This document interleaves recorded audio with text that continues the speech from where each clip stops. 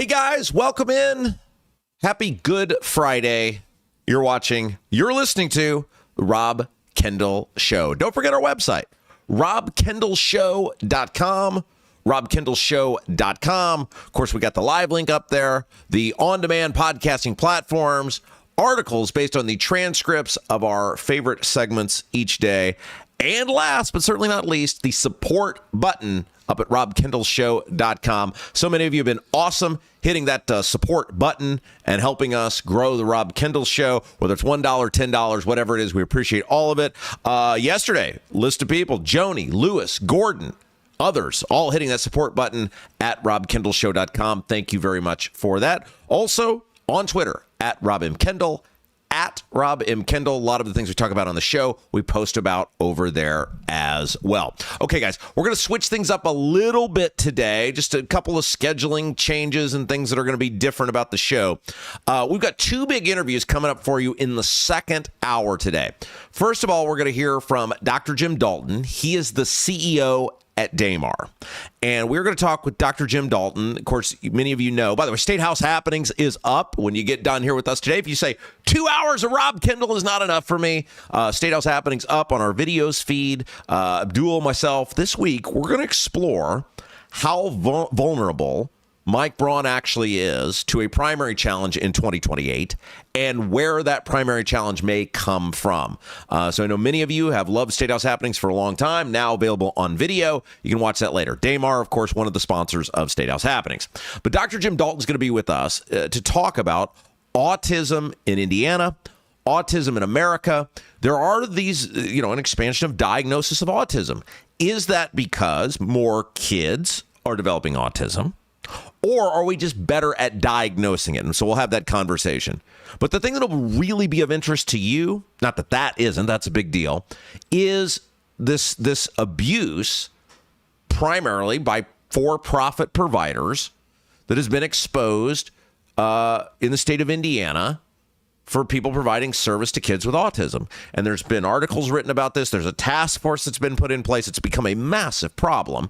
And Dr. Dalton is a part of that task force put together by the governor to try to root this out. So we're going to talk about why this is happening, how much money it's cost us, how much money it's costing you as a taxpayer. And so we'll get into that coming up at 11 o'clock. Then after that, pal, friend of the show, Jacob Stewart, deputy opinion editor at Indy Star, will be with us.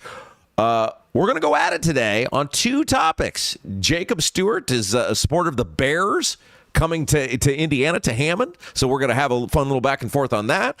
And then we're also going to talk about this the mass firings at WRTV 6 and whether I'm taking the wrong approach by not feeling bad for anyone because, well, nobody felt bad for me when I got fired from IPC. Like, am I missing the big picture? I think having a local guy own a television station in your city, if it's going to be sold, which it was, is the best chance to have local programming. Jacob is taking a different approach on this. We'll have a fun little back and forth on that as well. So those two interviews are coming up next hour. So what that means is producer Jason and I, we're going to move the YouTube, the reading of our favorite YouTube comments up to 10:45 today.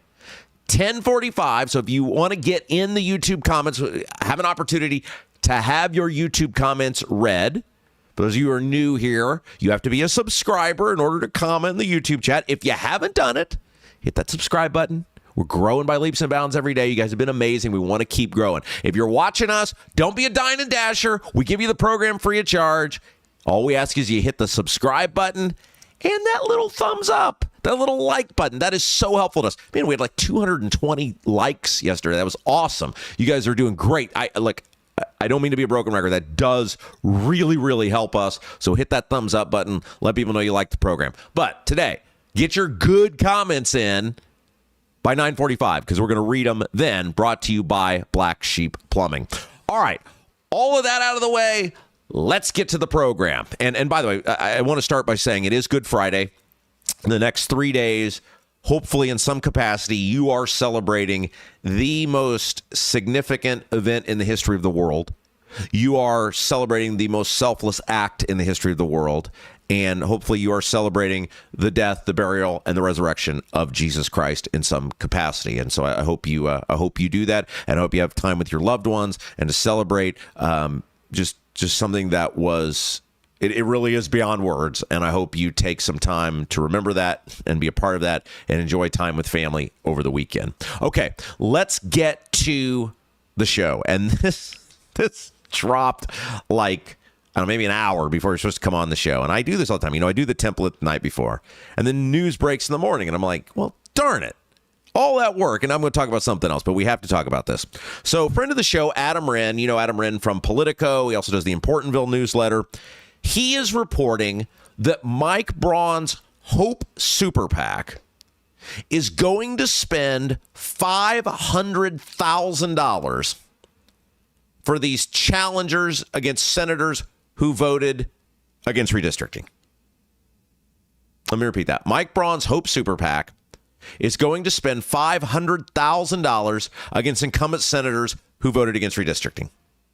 Okay, let's start with the reality that most of these incumbents are going to win. Sorry, incumbent re-election rate is off the charts for a reason. Look it up yourself. You ain't got to take my word for it. Incumbents win the vast majority of the time because they can use the office to dole out favors that help their re-election chances. They all do it, right? And they have the power of incumbency. They have the power of being able to dole out policy and legislation that helps them. They get to go places. Hey, the senator's here. The senator's speaking. The chambers, the rotaries, all of those things. They've just huge built-in advantage. They can do the frank mail stuff, send the letters, taxpayer-funded letters, all of these things. So, number one, the majority of these people are going to win by math anyway. The second thing is, most of these challengers, they suck. They're bad candidates.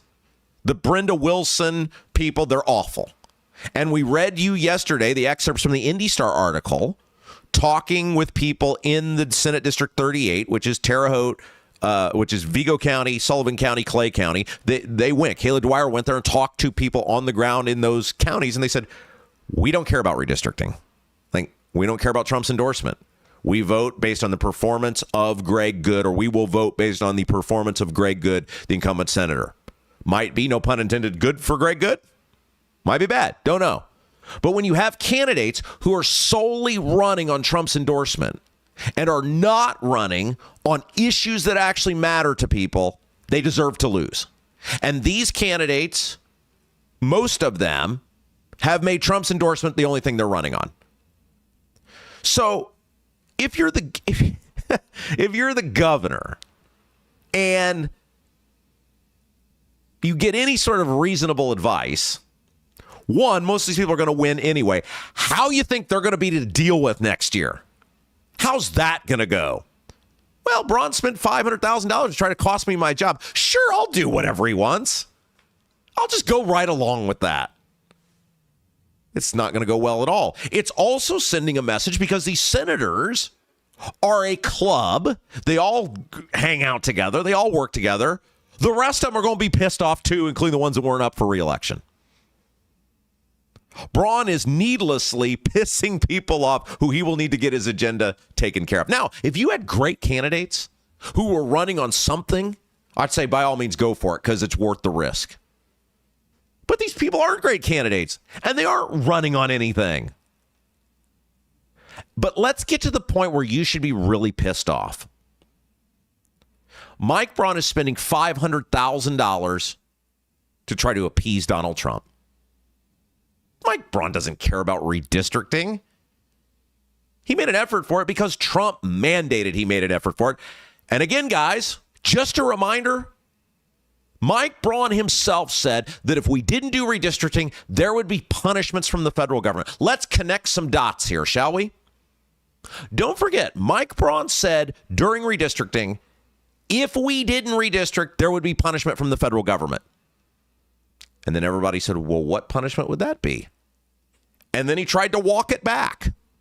The only problem is his stooge idiot lieutenant governor tweeted out, yeah, they told us there'd be ramifications. I know. And then he quickly deleted the tweet. The problem is the internet's forever and everybody saw it. You know, isn't that pathetic that the lieutenant governor on multiple occasions is delete tweet guy? that he'll be a real Billy Badass and put something out there, and then once he gets told by his adult supervision to take it down, yes, sir, I'm sorry. We know, because Braun said it and Micah said it, that there was some sort of threat of retribution, payback, if Indiana didn't do redistricting.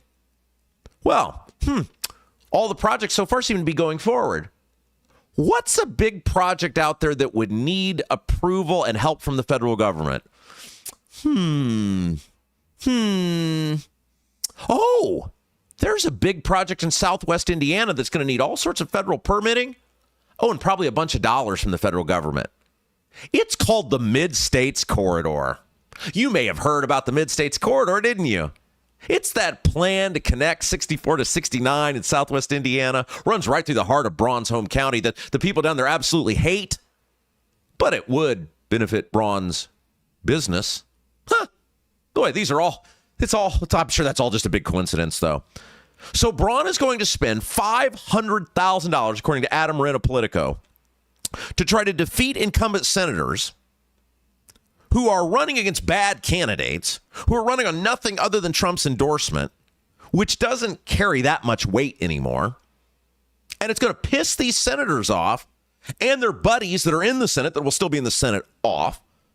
So they're not going to want to cooperate on anything next year. But let's get to the reason you should be really upset. One of the reasons I endorsed Mike Braun for governor was he promised me at state party headquarters, I was in a room with Mike Braun, Josh Kelly's chief of staff, and Micah. They were begging for my endorsement. And they promised me that they would spend big money through their political action committee to sway senators who were not going to go along with property tax reform. Look, I own that I endorsed Mike Braun. I've told you why I did it. He was going to win anyway. There was no chance he wasn't going to be the governor. Rainwater had imploded. It came to light that he was running his personal finances like a 9-year-old. And there was zero chance not only was he not going to win, he wasn't going to do anywhere near as well as he did the last time. So I felt I had two options. Could keep standing on principle and get nowhere and be alienated.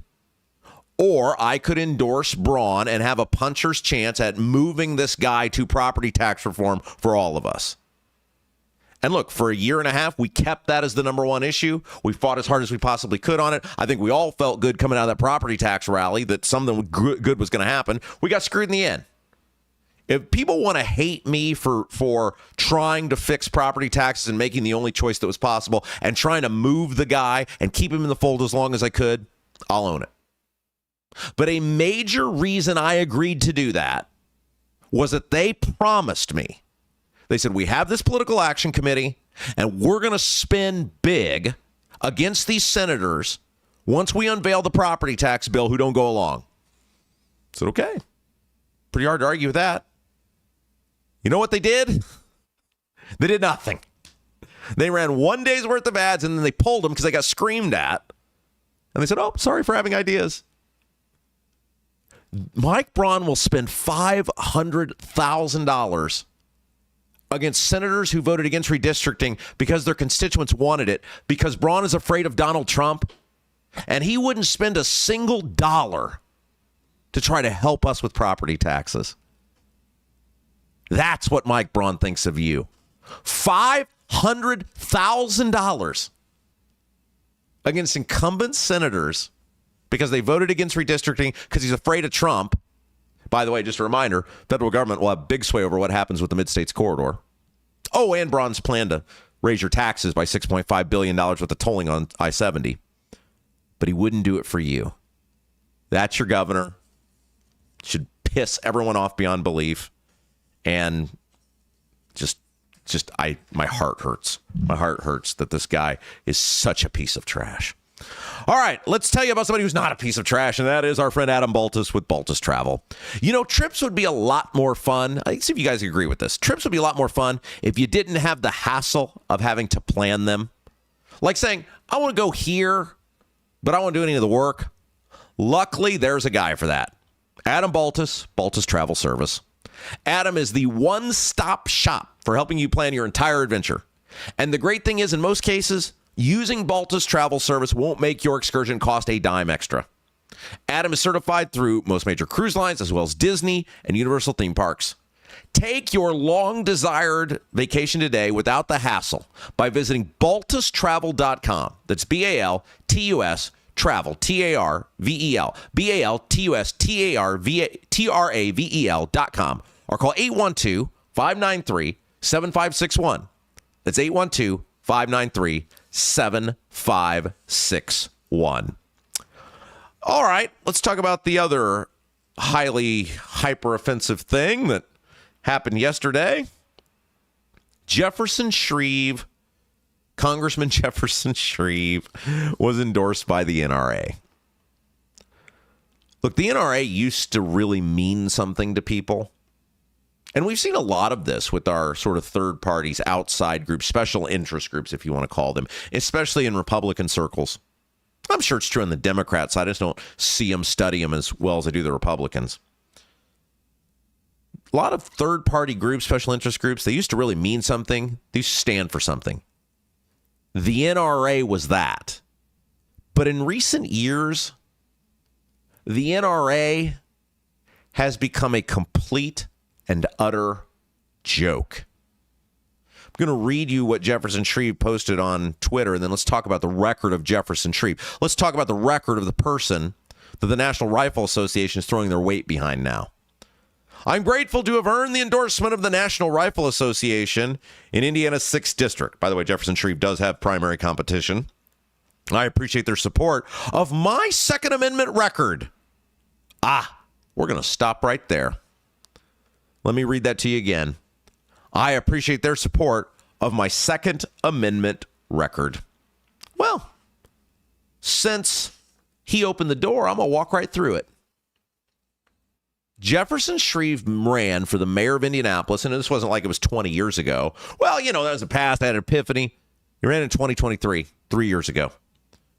Jefferson Shrieve ran for the mayor of Indianapolis on a completely unenforceable assault weapons ban and totally unconstitutional assault weapons ban and a totally unconstitutional ban of the right to carry. Constitutional carry. Jefferson Shrieve ran against on assault weapons ban and repealing constitutional carry, neither of which he was going to be able to do. That's his record on the Second Amendment. He said it publicly. I will never forget this. When he unveiled this, and this would have been late summer 23, his people called me on the phone. I'll never forget this. I was driving down Interstate 74 heading home. And they said, we need to talk to you about what we're going to do tomorrow. Because I had been somewhat open to supporting Jefferson Shrieve. Because I thought, look, the guy's got infinite money. Joe Hogsett is a complete dumpster fire. We cannot do 4 more years of Hogsett. This guy's a liberal. I knew Shrieve was a liberal, but hey, a competent liberal is better than the, as our old pal Jason Hammer refers to him as, the human cigarette butt that is Joe Hogsett. So look, I said, in the past I said these are things I disagree with, some proposals you have, but I'm open to potentially saying you're the better choice here, right? And so they call me and they go, look, we don't want you to lose your mind, but here's what we're going to propose tomorrow. And I was like, you guys are done. You're done. Not just with me, but with everybody. You roll that out tomorrow, you're done. The same way as I told Mike Braun with the property tax thing, the final meeting with him. You roll that property tax plan out, this deal you've cut with the General Assembly, with Houston, and with Bray, you're done. They didn't listen. Shrieve wouldn't listen.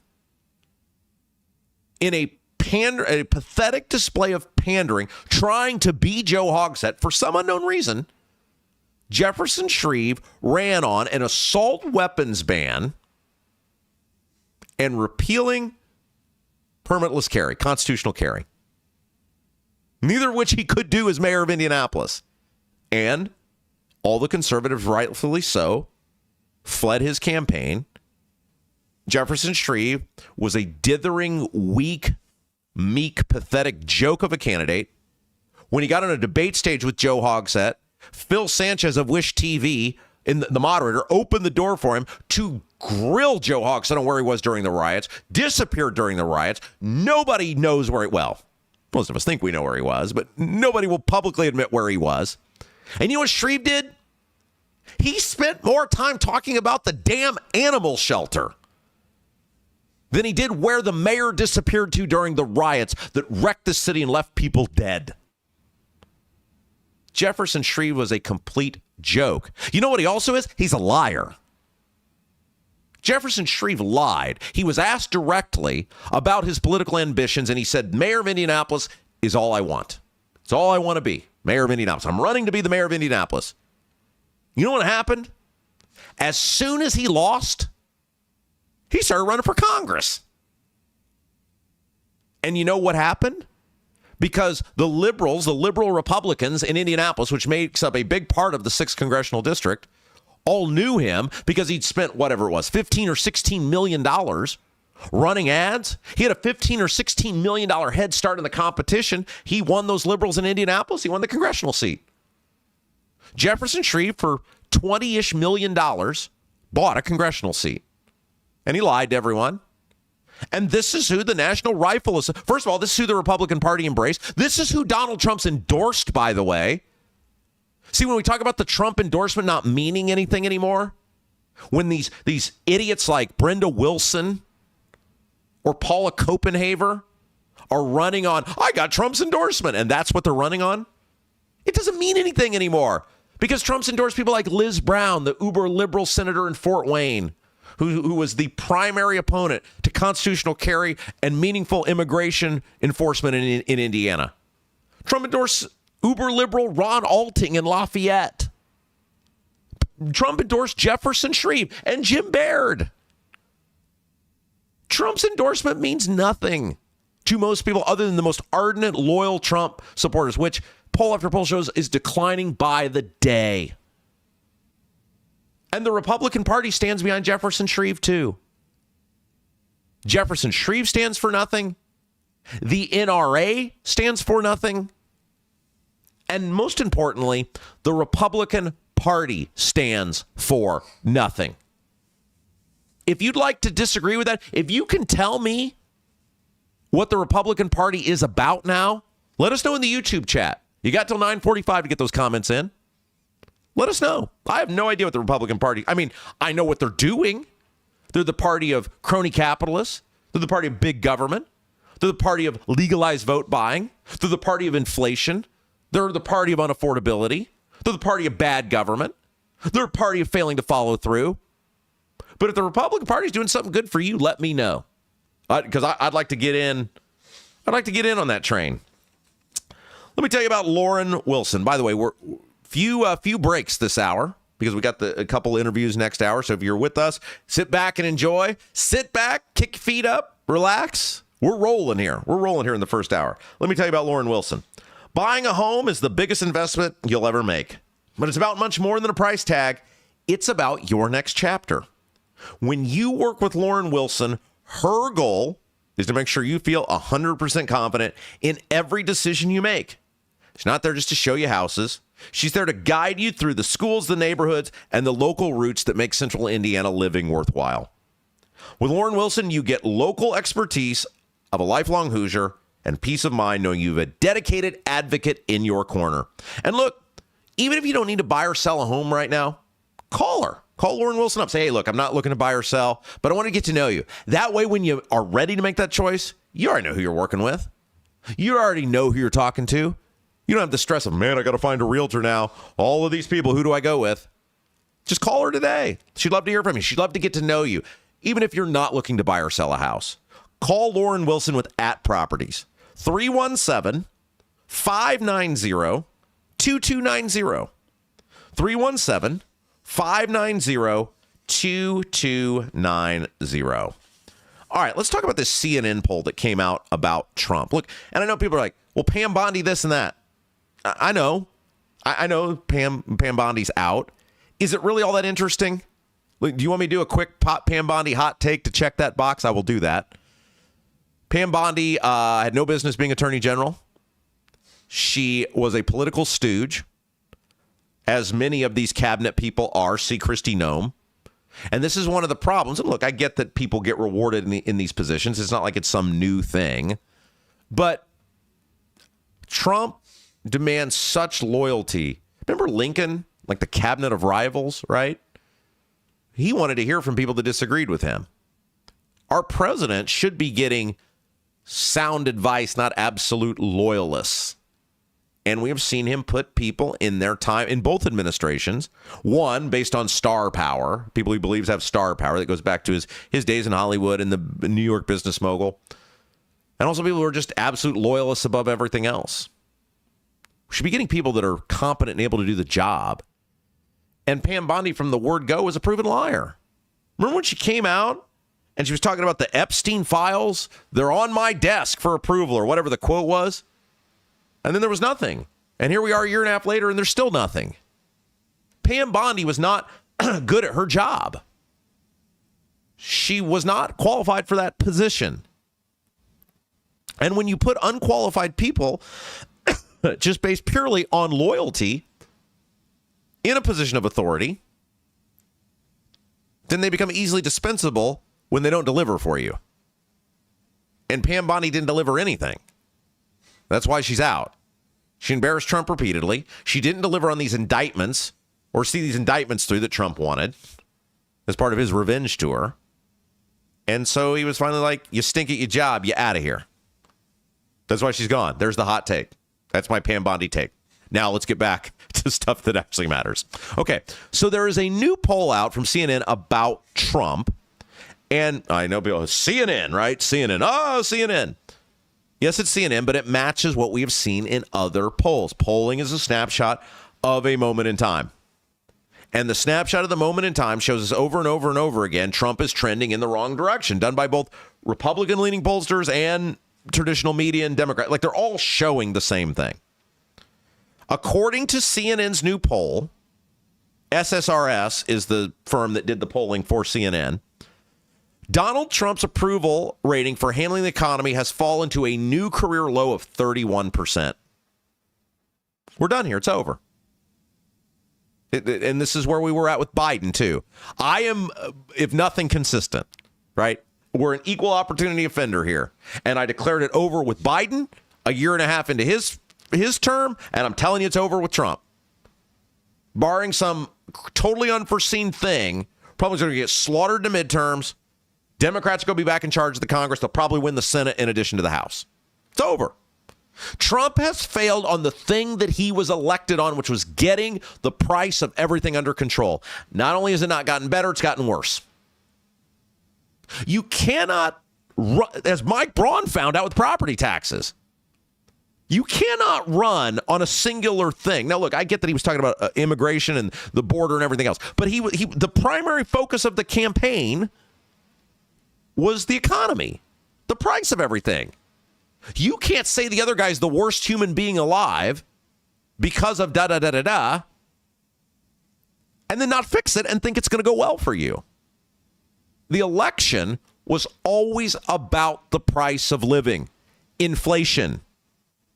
And the only way to fix inflation and the price of everything is to get money out of the economy. Stop printing money. What has Trump done? What have the Republicans done?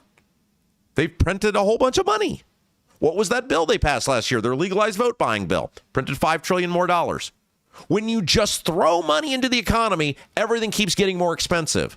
So then what happens is, unless you're one of the people who benefits from the legalized vote buying scheme, unless you're one of the people who gets the giveaway, your taxes just basically go up because of inflation.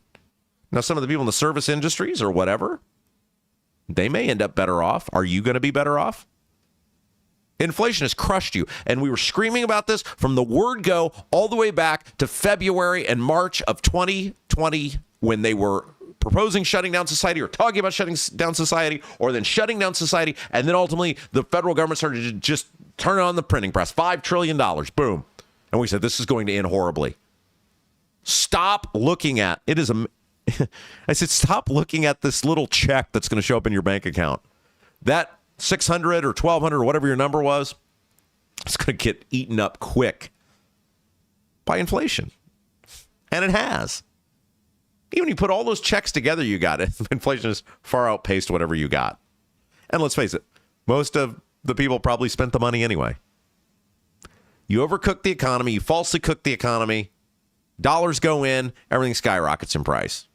Lucky for Trump, he lost re-election, so he could blame Biden for a lot of it. And the Republicans tried to blame Biden for a lot of it. Look, Biden made it worse, but he didn't start the problem. I mean, the problem had been going on for years, even before, all the way back to Bush, Obama, right? But they just, they kicked it into overdrive. And Trump ran on fixing that issue. The only way to fix the issue is stop spending money. The greatest economy in the history of our country was in the mid to late 90s. Why? Because you had a Democrat president who wanted to be reelected, who triangulated to the center after a disastrous first couple of years, and that triangulation to the center also coincided with Republicans winning the House of Representatives, who for a brief moment in time actually gave a damn about spending. And what'd you get? You got a legitimately balanced budget. In the mid to late 90s, you had a legitimately balanced budget, which caused what? A gangbusters economy. Remember, like, everybody had the help wanted signs out? Like, you couldn't even get workers. The economy was so hot.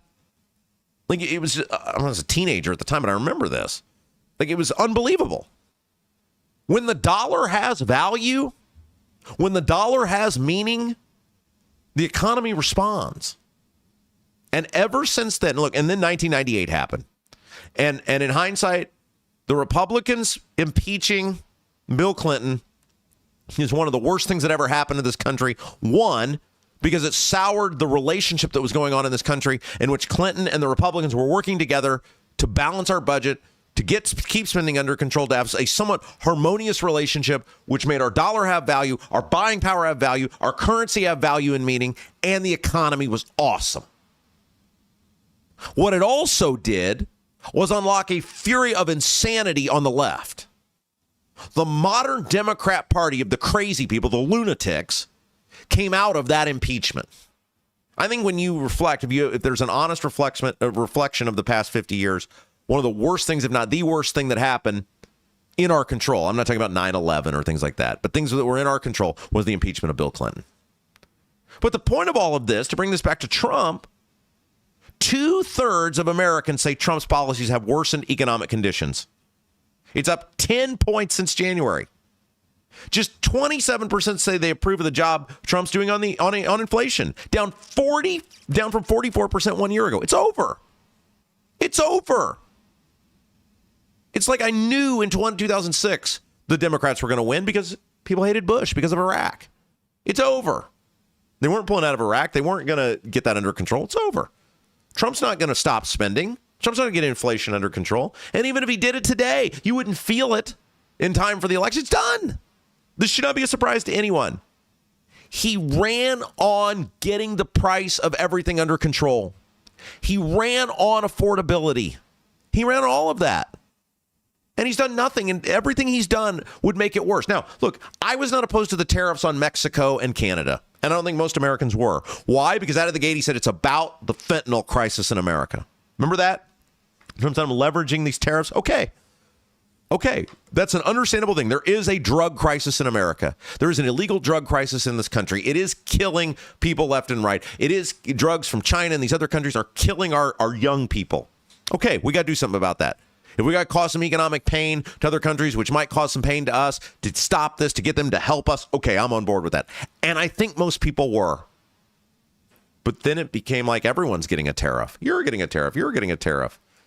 And now everything's more expensive. And we don't see any real benefit out of this. And it was so poorly written and the policy so poorly conceived, the Supreme Court, they struck it down. Trump's overall approval rating is at 35%. If the president can't deliver, the party can't win.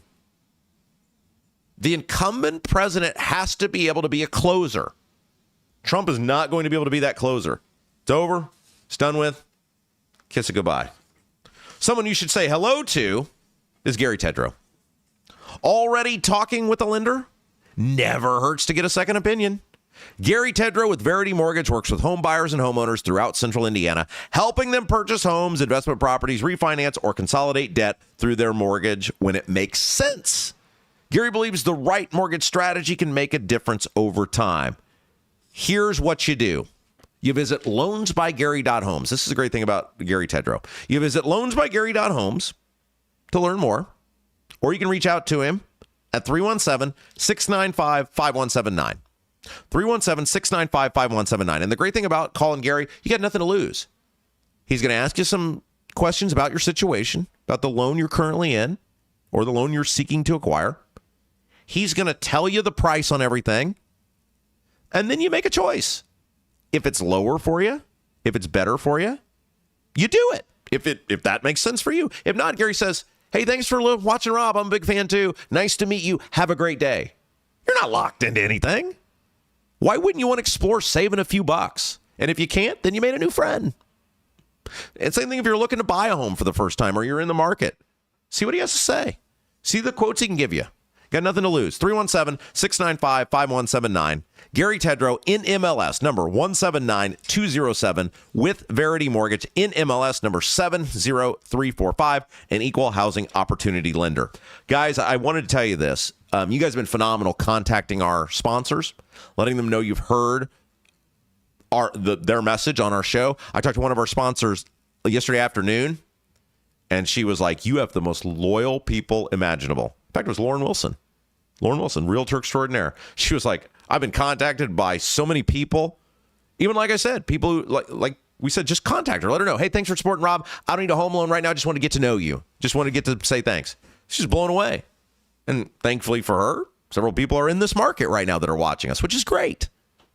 You guys have been unbelievably loyal. I met John from Vent Savvy yesterday, too. He was going on and on and on about how many people have called from Vent Savvy. On and on. Said, man, your audience is amazing. It's been great to meet these people. I said, yeah, we got the best audience. We've had the best audience for years and years and years. So I wanted to say thank you to you guys for helping us out. I want to say thank you to you guys for contacting our sponsors. That is a huge help to continuing to grow this program. By the way, speaking of ways you can help us, hit that little thumbs up button. If you haven't done that yet today, that will really help us out. Hit that thumbs up button. And look, by the way, you're like, Rob, are you going long today? I am. We're going to hear from producer Jason with your best YouTube comments here in just a little bit. We're going a little long here today because we have 2 interviews coming up next hour. A little different programming next hour. Dr. Jim Dalton from Damar is going to be with us. We're going to be talking about the autism crisis in America. Are there more kids with autism now, or are we just getting better at diagnosing autism? And we got to talk about the waste, fraud, and abuse that's been revealed in Indiana from these providers giving ABA therapy, autism therapy. And Dr. Jim Dalton's a part of a committee that's trying to root that out and make big changes to that. Dr. Dalton and Damar, they do a phenomenal job. They're one of the good guys, nonprofit organization. And so we'll talk with him about that coming up. Plus, we'll hear from Jacob Stewart, Indy Star columnist. He's got a take where he thinks the Bears coming to Hammond might be a good thing. So we're going to throw down on that. So that's why we're doing things a little bit differently. But we are spending this hour thanking the fine folks who are making it possible for us to do this program. And one of those is the aforementioned Vent Savvy. John and Vent Savvy, what a guy. Let me ask you something. When you take a hot shower, does your mirror stay fogged up for 10 or 15 minutes? If the answer is yes, your bathroom fan is not doing its job. And that moisture doesn't just disappear, gets trapped in your walls, your ceilings, even your attic. Over time, that can mean mold, insulation damage, and expensive repairs most homeowners never see coming. That's where you got to call John and Vent Savvy. And here's how you do it. You go to ventsavvy.com. VENTSAVVY.com. VENTSAVVY.com. Great thing about it, no cost to you to make that call, to make that contact. John's going to come out to your house free of charge, no obligation. He's going to crawl up in your attic. He's going to look around. He's going to see what's going on. He'll tell you. He'll say, look, here's what I found. Hopefully he finds nothing. And just like with Gary Tedrow, he's going to say, thanks for supporting Rob's show. Hopefully John will say that. Thanks for watching the show. Thanks for contacting me. Have a good day. Call me if you need me in the future. But if he does find something, he'll tell you about it, and then you can make the decision on how to deal with that, how to approach that. No obligation, no sign up for anything, don't have to pay any money. How Hoosier is that? Ventsavvy.com, VENTSAVVY.com, ventsavvy.com. Tell them you heard about them on Rob's show for that free attic inspection. Okay, this is an interesting, it's a horribly depressing, not yet, Jason, almost time. This is a horribly depressing stat from J.G. Wentworth. You guys have probably seen the J.G. Wentworth commercials on TV over the years. They're a financial services company. They specialize in debt relief. Call J.G. Wentworth. You guys remember the commercials, right? It listed over here at Study Finds. They did a survey of just over 1,400 adults. And what they asked was, how long could they cover basic living expenses if their income suddenly stopped? So, like, if your income stopped, like, now, right, or tomorrow or whatever, how long could you cover basic living expenses? And an average, so this is what they said. This is horribly depressing. So if your income stopped tomorrow, how long could you survive? 40.8% of respondents said 3 months. Think about that. Less than half of the country, way less than half of the country, said they could make it 90 days. Another 9.5% said 2 months. And 5.4% said less than 1 month. Guys, this is a huge deal. Only 3% of people said they could stretch their savings beyond 6 months. If we're doing the math on this, guys, you're saying like most people could only make it between 3 and 6 months. That's scary as hell. As someone who's lost a job, look, thankfully, I was good with my money for years. Could do this, grow this, do these things. All my years of people laughing at me about being the cheapest man alive. Ha! Paying off now! Ha ha! Oh, I can't believe you drive that ridiculously small car. Well, finally paid off. But for most people, they wouldn't be able to do that. According to the survey, it takes an average of just $6,356 in additional debt beyond existing obligations to push an American household towards bankruptcy. That's not that much money. Non-business bankruptcy filings rose 10.8% between September of 2024 and September of 2025. And one more thing, and then we'll get to Jason here and the YouTube comments. Listen to this stat. For those who filed for bankruptcy, here's what they say caused them to file for bankruptcy. The cost of living. Aha! We come back. What did we just talk about? Trump and the economy. The cost of living led the way with 43.4%. Second was the tariffs, 41.7%. So 86% of the people surveyed on why they filed for bankruptcy, 86% said the cost of living and the tariffs, both directly tied to the policies of Donald Trump. Now, this stuff was in the Biden era, if we're doing September of 24, part of Biden, part of Trump. But none of this stuff is getting any better, so I'm sure it's all still applicable. This is so simple. You're elected to do something, you do it. It's why I never understood why Braun signed that property tax bill. I told him in the last conversation I had with him, I said, just veto it. Just veto the bill. It won't pass. We won't get anything better, but you'll be seen as a fighter. People will love you. They'll say, hey, he fought for us. He did everything he could. I said, veto it. Call a special session. You'll be excused from the failures of the General Assembly. They'll be the bad guys. Didn't want to do it. People said, oh, okay, well, you weren't really serious about property taxes. We elected you to fix property taxes. Same thing with Trump and the economy. The immigration stuff, fine. It's good. He should be doing that. Well done. But you were elected to fix the cost of living, and the tariffs made it worse. The spending made it worse. When 86% of the people surveyed talking about why they filed for bankruptcy said it's because of policies you had some control over, shouldn't think it's going to go good for you in the election. All right, we'll get to the YouTube comments first, though. Let me tell you about Bramwell Mackay. Leaky chimney, water in the basement, cracks around the exterior of your home.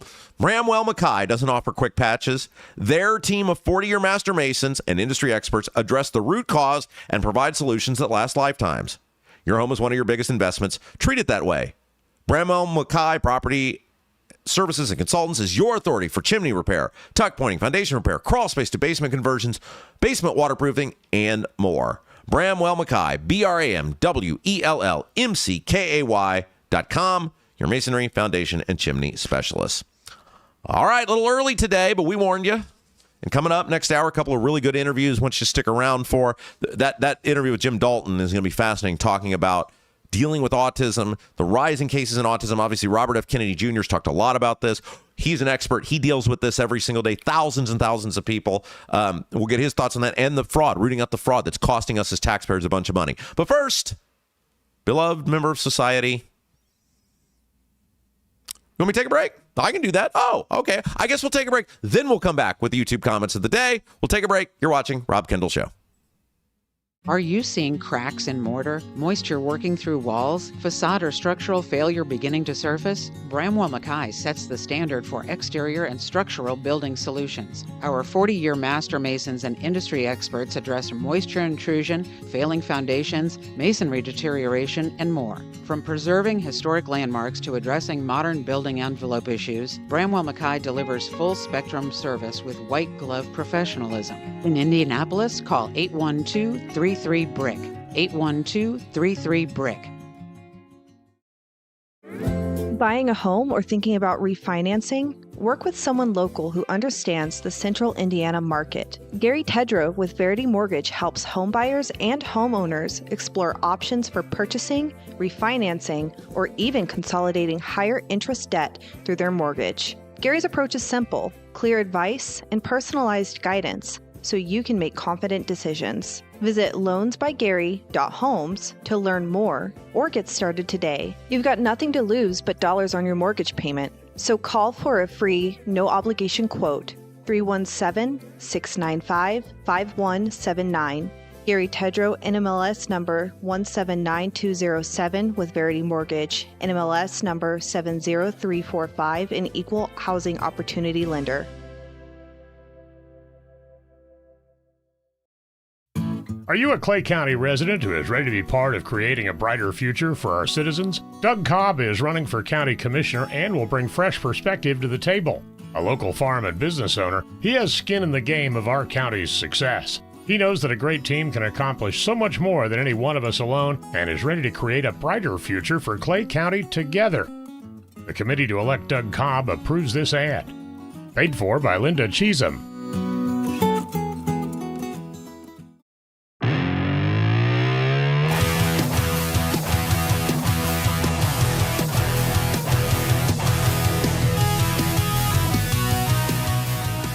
Hey guys, welcome back. Rob Kendall Show.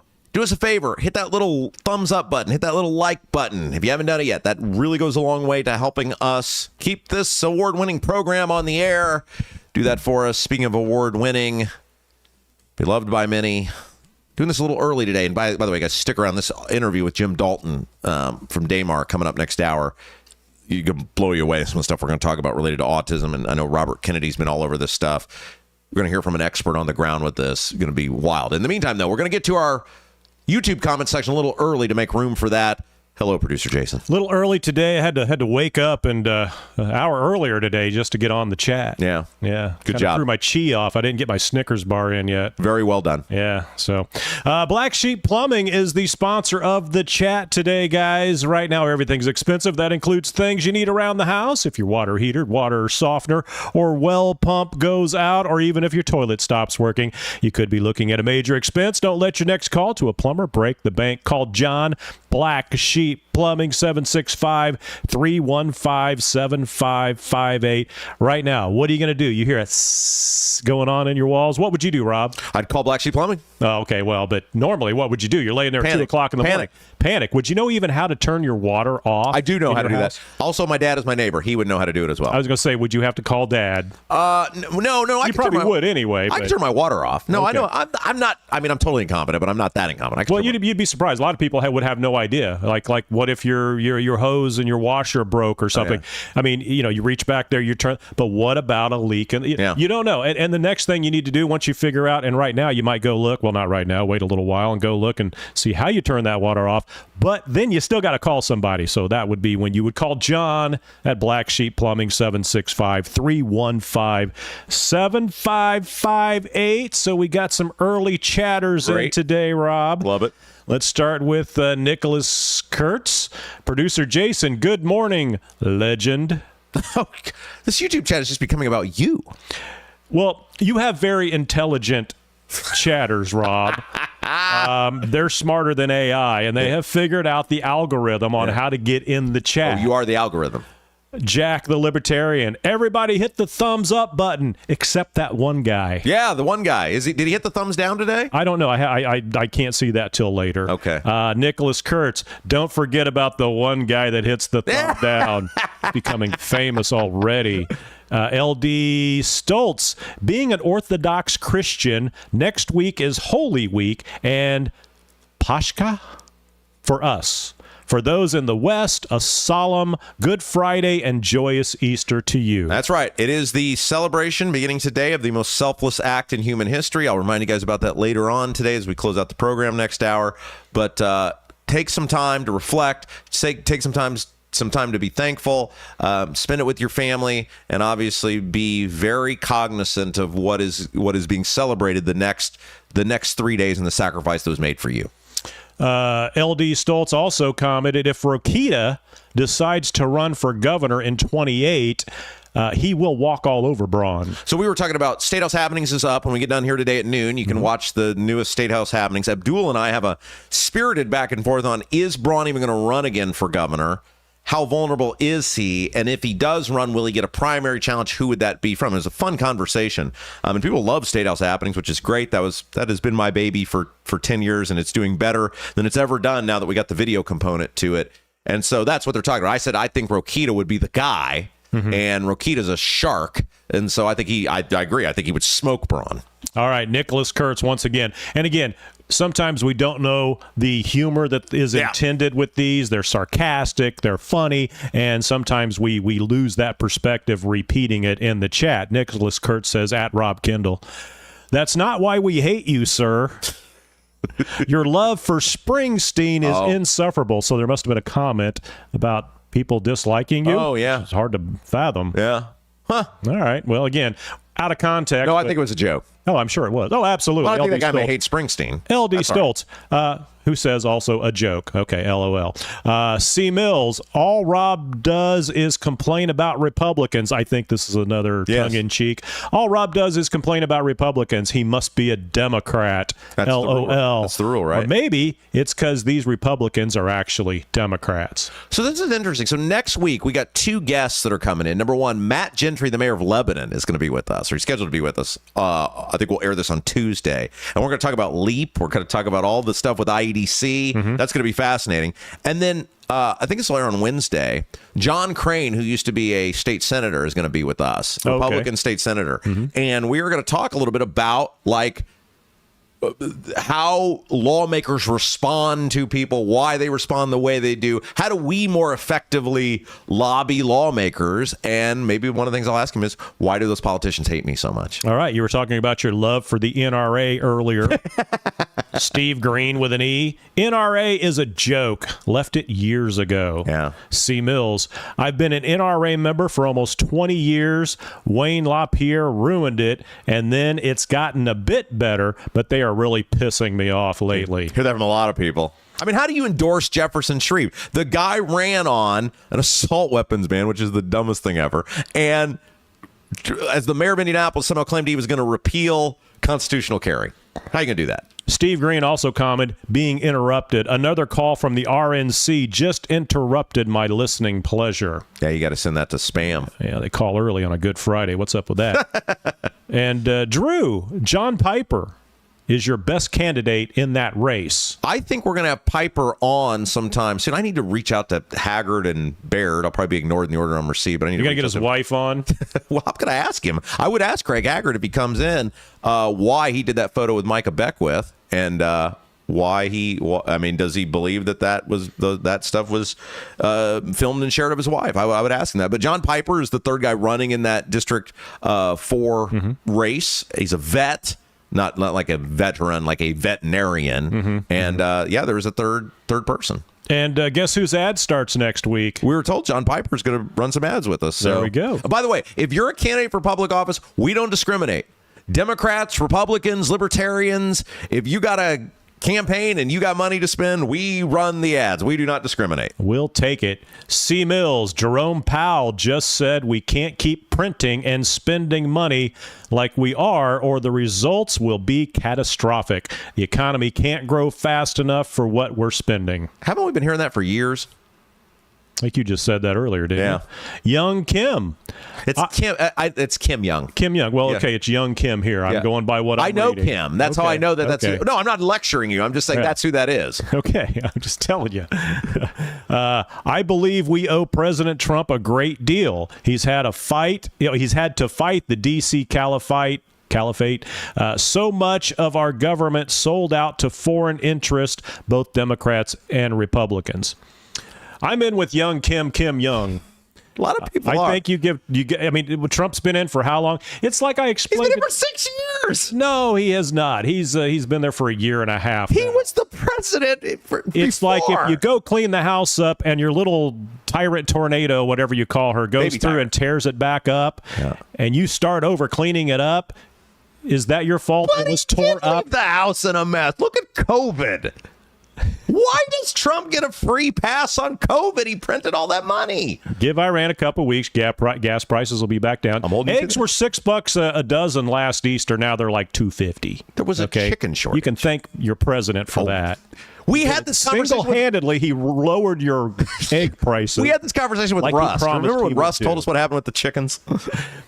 Young Kim goes on. As far as the polls, I never believe them because it's more propaganda. I've never been asked my opinion, and I don't know anybody who has. Most Trump supporters don't get asked their opinions. Okay, this is interesting. I'm going to ask you this. I agree. I with would you, by take the an way. opinion on the phone. Like if somebody called me, but I don't answer the phone anymore. See, I don't answer the. Well, but I'm saying if I got one on the phone, I would take it. I get links all the time, like we're from so-and-so research. Would you answer a few questions? I never click those because I don't click things from people I don't know. Right. So I do wonder, like, am I getting asked and then I'm not participating out of my fear of being spammed or Look, whatever? They're elected. It's their job to figure out what they're supposed to do. It irritates the hell out of me when you go to a restaurant and then how could we make things better? That's not my job. I paid you, right? I paid for the service. If you haven't figured out how to provide that service yet without having to ask me, you probably shouldn't be providing a service. Figure it out on your own. That's what I'm paying you for. All right, we got about That's 2 the same minutes. thing with politicians. Okay, cutting me short. Debbie Holcomb. I feel Jeez. God. the people have a I voice. know, but we got to talk to Jim Dalton about something I really important. feel dumb, says Debbie Holcomb. I never thought of the moisture in my bathroom getting into the walls or attic. I almost never use my bathroom fan. Thanks, Vent Savvy. Boom, Vent Savvy. I Love think him. that's a good one to end on. All right. Thank Very- you, Debbie, for that. I wasn't trying to be an endorsement. ass. I wasn't trying to cut you off. We got to talk to Jim Dalton. Well, you never have to try to be an ass, Rob. Hey, by the way, you mentioned we hit our 1 month mark. Yes. Was it yesterday? Yes, we did. That was like 5 weeks, though, right? This is 5 weeks. This is the ending 5 weeks. Now I understand why I'm paid by the month and not by the week. It just occurred to me last night. So All that's right. it. Thanks for the chats, guys. And, All right. we'll see you Monday. So stay with us, guys, and tell people about this, because coming up next, this is a really important conversation. Robert F. Kennedy Jr. has made this front and center, talking a lot about autism. And we're going to talk to an expert with this. Dr. Jim Dalton is the CEO of Damar. They help thousands and thousands of people every single year on all levels of the autism spectrum, from people who can do nothing for themselves to people who just need a little guidance, paying their bills or doing their laundry. And so we're going to talk about what is autism? How do you spot autism? Is there actually an increase of people with autism, or are we just better at diagnosing it? How do you treat autism? Are we doing a good job with that? And how are we going to root out this massive fraud and abuse that's been exposed here in Indiana of people who are supposed to be helping people with autism? And where can those dollars go to make sure we help those that are most vulnerable? That is coming up next. You're watching Rob Kendall Show. Hi, I'm Lauren Wilson, a realtor with App Properties. Born and raised right here in central Indiana and a Hoosier through and through. Selling your home is a massive undertaking, and I completely understand what that is. That's why when you work with me, we put a great plan together to make sure that when your home comes to the market, it is in the best light possible. Again, I'm Lauren Wilson, 317-590-2290. 317-590-2290.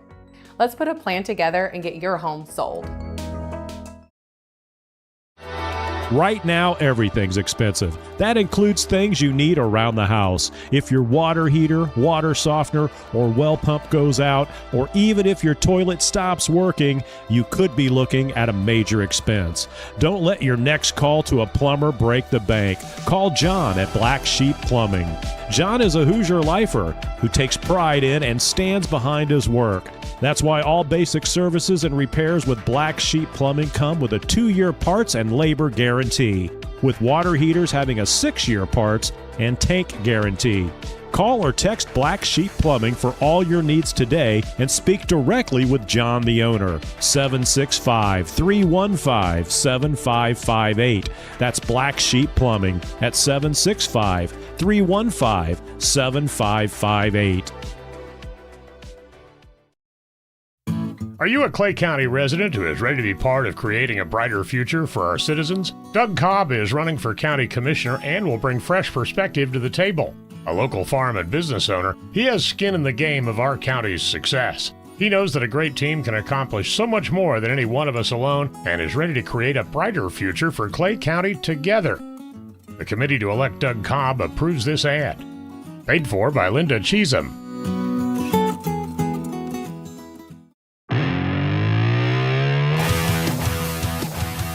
Welcome back, Rob Kendall Show. Pleased to be joined in studio by Dr. Jim Dalton, CEO of Damar Services. How are you? Good. Thanks for having me. It's great to be here. You guys have been supporters of ours for a long time. You guys help support our State House Happening show. Before we kind of get into autism and what it is and what's going on with the kind of abuse in the system, which is really, really gross. And you guys have been exemplary stewards of money that have been given to you for the years, and just kind of see what you think needs to be done to help people. Tell us about Damar. Yeah, thanks for the opportunity. And always great to be here, and always great to see you. Damar, person who says that. Damar is a large not-for-profit organization centered here in Indianapolis, but provides services all over the state. We focus on, and our mission is to build better futures for children and adults facing some of life's biggest behavioral and developmental challenges. We focus on children and adults with autism and developmental disabilities and intellectual disabilities, and we do that across a full continuum of services from very high-level acute early intervention, inpatient, outpatient, foster care, educational systems, all the way up to working with adults with developmental disabilities that they may need housing and things like that. That's what's amazing to me is, and I tell people this, you guys go from everybody who may need some help like with their laundry or their checkbook to people who can't do anything for themselves. It's such a broad, just a broad range of people that Damar provides services for. Yeah, we decided to create a system based on need that people could enter and exit our system at any time in their life, however they needed us. So we do have basic checkups for people that need a little bit of support, all the way up to 24-hour care for very intensive cases. And I want to come back to that in a second, because it's one of the problems I have with how the state has cut the Medicaid funding for like the parent caregivers and things of that nature. So we're going to come back to that in a minute. But first, tell us about autism, because it's in the news all the time. Obviously, with Robert F. Kennedy Jr. being put in a position of prominence, that's become a conversation.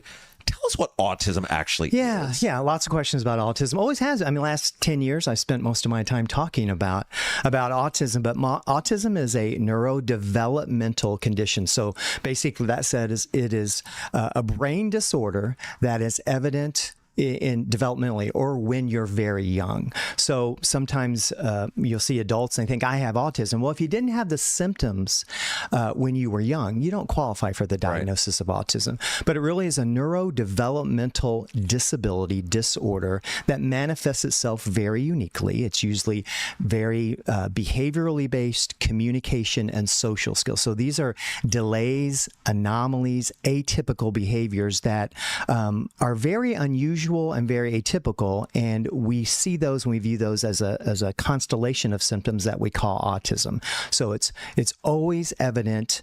In my opinion, it's evident very early in the first year of life. Sometimes it's not noticeable. If your kid has it. Somebody knows. Now, sometimes the misdiagnosis or no diagnosis. I talked to a family the other day, and my recommendation to them was, and my recommendation to everyone is, make sure you have a close relationship with your pediatrician if you feel deal. Trust your gut. And they got some bad advice from their pediatrician. So that can happen too. But still, that is the best early intervention that you can do, is have good relationship with your pediatrician, talking to them about your concerns. We hear about people say, well, the increases in autism. Yeah.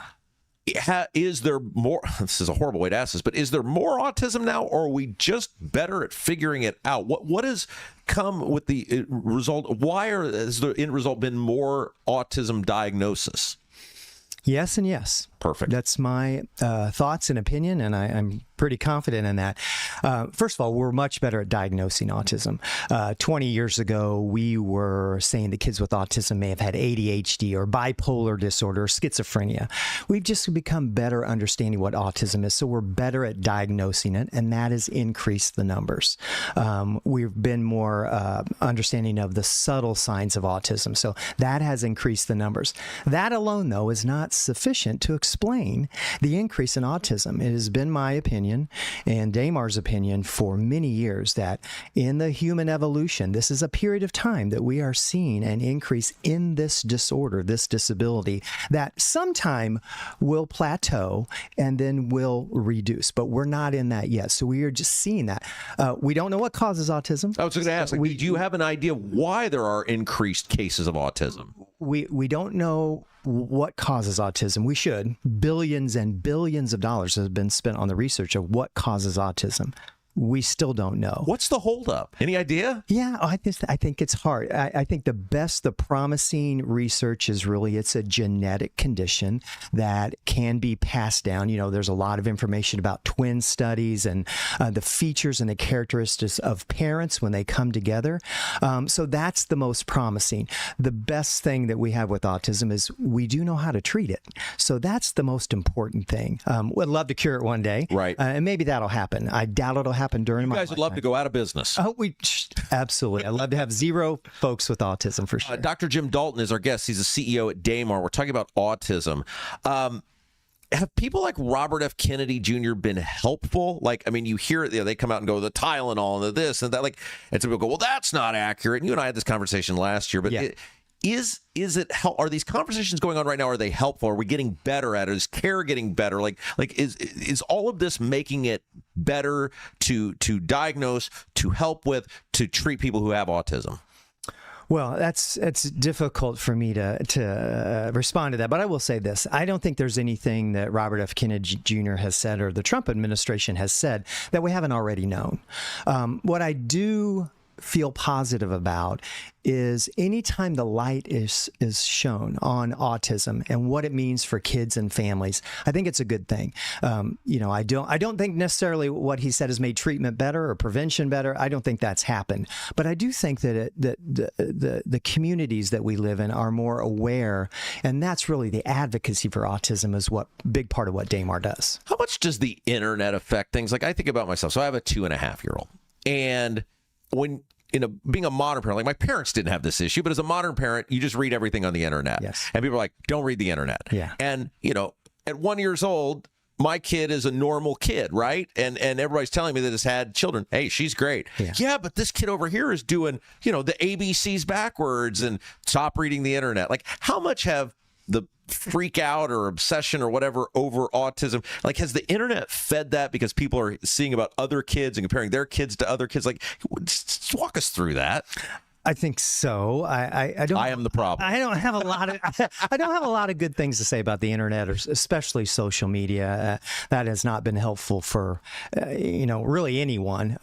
But particular information. I mean, there's really a wide spread of information, and it does make people think more than maybe they need to. I think there's some basic developmental features of kids as they develop that we want parents to pay attention to.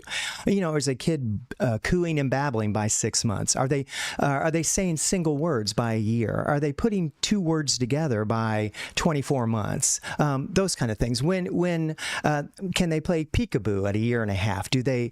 If they drop their bottle on the floor at 1.5 years, do they look for it? Yeah. Those types of things. And that's when we like the pediatrician visits early on to ask those questions and to make sure they're meeting those milestones. Okay, so autism has been in the news recently in Indiana and other states because of abuse by providers. Yes. And And can you walk us through a little bit? Obviously, you guys are not on that list, right? I want to be very. We are not. That's We why are I had not you on that list. I wanted you to come in because you guys do things the right way and really do help people and have just glowing, reviews. Thank you. But can you walk us through a little bit, just for the layperson, about how people may be abusing the system and what maybe needs to be done to try to clean some of this up? Because we want our money to be helping the most vulnerable, but we want to make sure it actually is. Yeah, well, first I'll say in my response to that, I'm sad when I think about this. I'm also angry. And a lot of people are angry about what has happened and what we have discovered. As you know, Governor Braun put together a workforce late last year that I had the privilege of being on, an ABA workforce, to look at what was happening. When we came together, there was a significant increase. I think in 2019, the state's Medicaid budget was for kids with autism was less than $100 million. 2023, 4 years later, we were almost at $640 million. Wow. Out of control. You cannot sustain that. So that's when he brought us together, and a bunch of good people saying, how can we provide quality care at the right Medicaid cost for so many of these children, and more entering the system. So we responded that way. Little did we know that there was abuse and fraud going into the system. And there were a lot of things happening. In 2016, the state was mandated to provide care, Medicaid reimbursement for kids with autism. This comes from the federal government. Yes. Yeah. There were no codes. So Indiana used behavioral health codes. They realized in about 2019 that wasn't the best way to serve this, the best way to fund it. The codes for individual counseling and things that didn't apply to kids with autism. That's not what treatment for autism is. So they began to say, hey, we need to look at this. We need to establish some rates. So we want our providers around 2019. We want to understand your rates, submit your rates. We're going to pay 40% of those of the rates, what Medicaid does to establish rates. COVID hits. There's not enough attention to it. There's a loophole. And what happened is that we had a few providers, for-profit providers. I don't know of any not-for-profit providers that engaged in this behavior, but several for-profit. I think that's key. It is, to me, it is key. Because I think it's part of the conversation, too, and not to equate these things, but I think this is interesting. The utility bills right now, who's in the spotlight? It's these for-profit utility companies that are making more money as they keep raising their rates. And that struck me. That's very similar to these for-profit entities. Yeah. Now, I will tell you, I know a few for-profit entities that provide ABA services, and they are top-notch, and they are my friends, and they do a great job. But the abuse happened with for-profit providers. I'll give you an example. For an hour of ABA therapy that Damar provides today, we charge about $76 for that hour. And that includes the overhead, that includes the supervision of the staff. That is one-on-one treatment for a kid for that hour, constantly one-on-one behavioral training.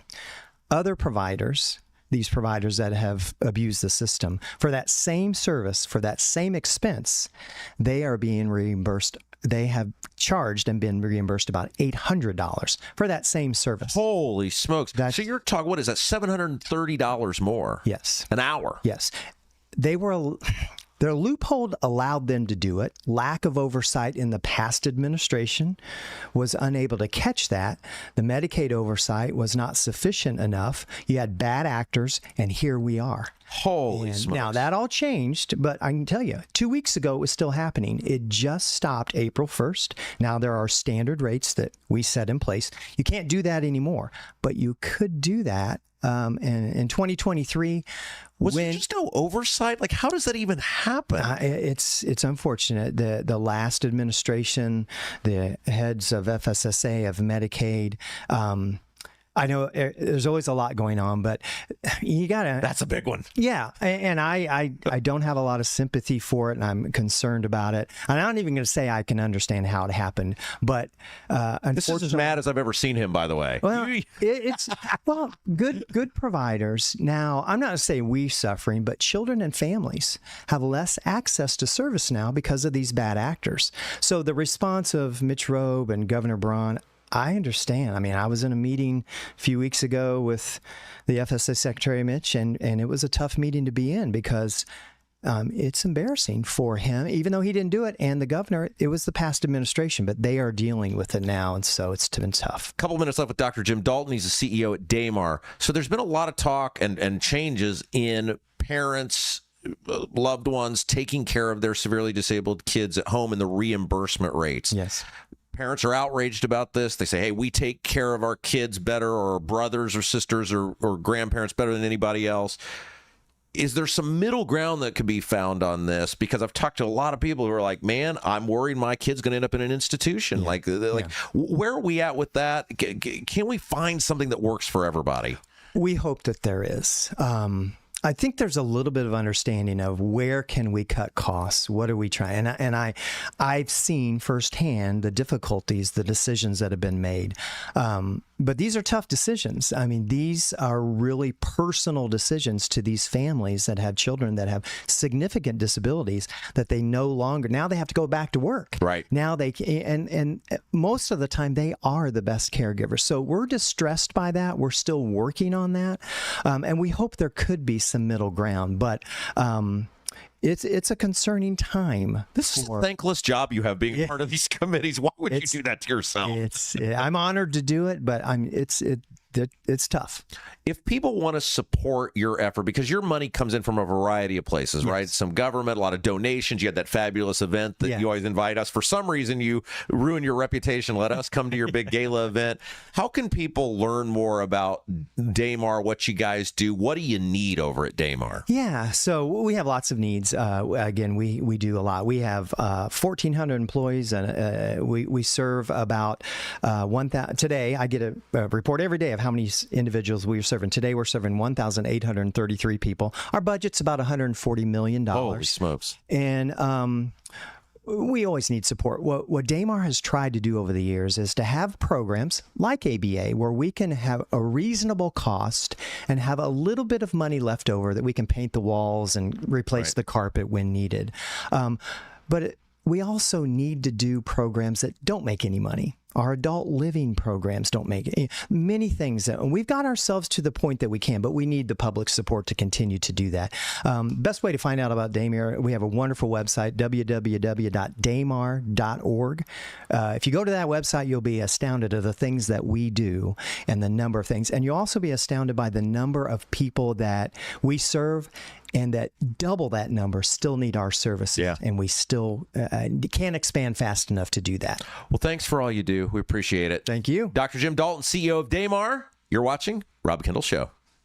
Are you seeing cracks in mortar, moisture working through walls, facade or structural failure beginning to surface? Bramwell Mackay sets the standard for exterior and structural building solutions. Our 40-year master masons and industry experts address moisture intrusion, failing foundations, masonry deterioration, and more. From preserving historic landmarks to addressing modern building envelope issues, Bramwell Mackay delivers full-spectrum service with white-glove professionalism. In Indianapolis, call 812-33-BRICK. 812-33-BRICK.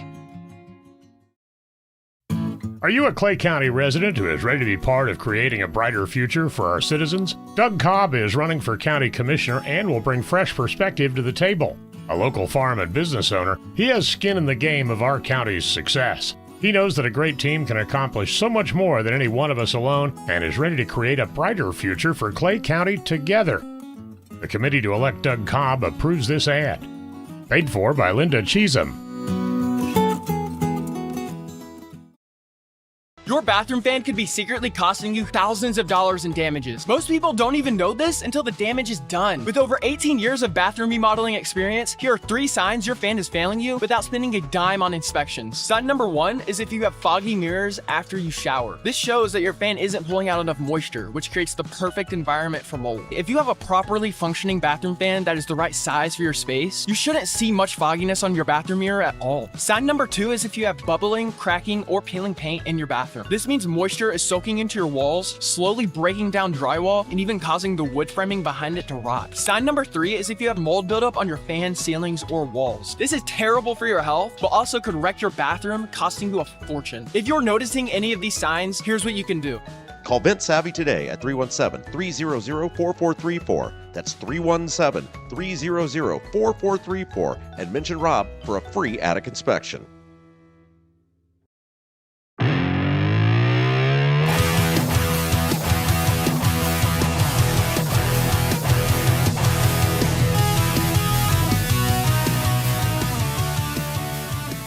Welcome back to the Rob Kendall Show. I think we may be about to throw down with my... What are you? Are you my coworker now? Do I count you as a coworker? May as well. Jacob Stewart from the Indy Star, deputy opinion editor at the Indy Star, joins us now. Jacob Stewart, hello. Thanks for having me on. Okay, so you have two columns. I think we're going to go at it not once, but twice. I'm going to let you tee up each column, and then we're going to go at it. How about that? Sure. Okay. You want me? Let's start with the Bears. Now, you grew up in Northwest Indiana. Mm-hmm. I am a lifelong Bears fan. Your column says the Bears are better off in Hammond than Arlington Heights. Blasphemy, I say that the Bears would leave Illinois. What say you? Well, I say that the new stadium location is a lot more convenient. The one that could potentially be located in Hammond. If you live in downtown Chicago, you can take the South Shore line, 45 minutes, $8, get all the way to Hammond, around 3 miles away from the proposed stadium site or likely site.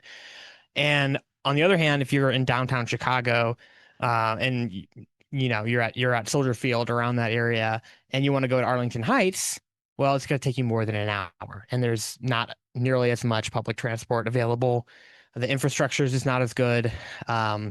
It's a wealthy neighborhood like Carmel. It wasn't built the same way that over the past several decades, Hammond's infrastructure and Northwest Indiana's infrastructure has been built to kind of be great for commuters, because there are so many commuters in Lake County, Porter County. They drive to Chicago every day, and they might take the toll road. They might take, any of the other highways there. And it's a very interconnected economic area, similar industrial past. So it makes a lot more sense in Hammond. It's a lot closer. It's a lot easier. The infrastructure is built already. The only thing that would be a disadvantage of moving to Hammond is the Illinois politicians wouldn't get the tax revenue from the Bears that they can waste on God knows what. Okay. So this is my issue. I don't want to pay for the Bears stadium. I was an Indiana taxpayer. I don't pay for the Bears stadium. Do I have a case? There's a case. So the bill that was passed this last legislative session gave up to $1 billion in funding for this new stadium, but a vast majority of that funding was through a consumption tax of some sort, whether it's food and beverage, ticket sales, hotel stays. So the goal is to get people who are tourists to pay the tax. And I think by and large, they will pay a lot of the tax. And if it's a tax you don't want to pay, you can avoid going out to eat or avoid going to stay in a hotel in Northwest Indiana. And there's a chance you could pay the tax if you want to go on vacation to see the dunes or something like that. But by and large, I think the tourists are going to be the ones that are going to pay most of the tax. Oh, young Mr. Stewart, you're so smart, but we've been through this before. My taxes went up to fund Lucas Oil Stadium in 2006, 7, 8. The food and beverage tax has never gone away. And if your argument is, well, you should just never go to McDonald's, then okay, but it seems a little punitive for a multi-billion-dollar entity to be getting money from poor and middle-class people. You're usually a champion of the middle class. Have you been corrupted by the idea of your beloved Bears playing near your hometown? Oh, if it comes to something like a data center where it clearly doesn't benefit anyone, then yeah, I'm going to side against the data center. But there is actually a chance that the Bears bring in enough tax revenue, enough economic benefit, promote other businesses forming in that area, that it could very well supersede whatever negative benefit of the taxes. Jacob Stewart, I was just saying, Jacob Stewart from Indy Star is our guest. You have never seemed like an irrational dreamer to me before this moment. How does that look to you? Because Lucas Oil Stadium, at least it's in the heart of downtown. There are people there. It's the Indianapolis hub. People are there. Okay, economic development tool, whatever. Do you think they're going to be able to create a village that is centered around 8 to 12 events a year, and then everything's just going to stay vibrant the rest of the time? That would require trusting government to do its job well, and it never does, or very rarely. So to your point, I don't know if it's going to end up panning out as well as some of the projections say, but there's an opportunity there. There's a chance. And, maybe I'm just an opportunist this time because it comes to the Bears and, my hometown, so, or home region. But, we'll see. Yeah, you region people. That's the problem. You region people. All right. Second column. Tell us about it. The WRTV 6 layoffs. Circle City Broadcasting buys WRTV 6. A lot of the on-air people, a lot of the staff get laid off. I had a pretty hot take about this. I'll get to mine in a second. You're the guest. I'll let you go first. Your take on Circle City Broadcasting buying RTV6 and then laying off a bunch of employees. Yeah, sure. So layoffs are the name of the game for the media world these days. Financial issues abound everywhere. And, but this is a very special case and a very particular case where you can't really blame finances for the layoffs happening. So Circle City Broadcasting had to get a waiver from the Federal Communications Commission to buy WRTV because you're not allowed to own more than 2 out of like 4 major broadcasting stations in a city or something like that. And so they got this public interest waiver and they promised, we're going to reinvest all of our earnings in more local news. And we're going to, one of the reasons why they wanted WRTV was because they are an ABC affiliate, which apparently gives them more access to ad revenue. And so that was a big reason why they wanted it. And the fact that WRTV has better ratings than Wish TV or WNDY TV, both of which are owned by Circle City Broadcasting. So if they have better ratings, they had more access to ad revenue, you can't really use finances to justify laying off the whole staff. And, on top of that, Circle City Broadcasting has done other things in the past that are a little bit troubling to that degree. They force a bunch of their Wish TV employees to sign insane non-compete clauses.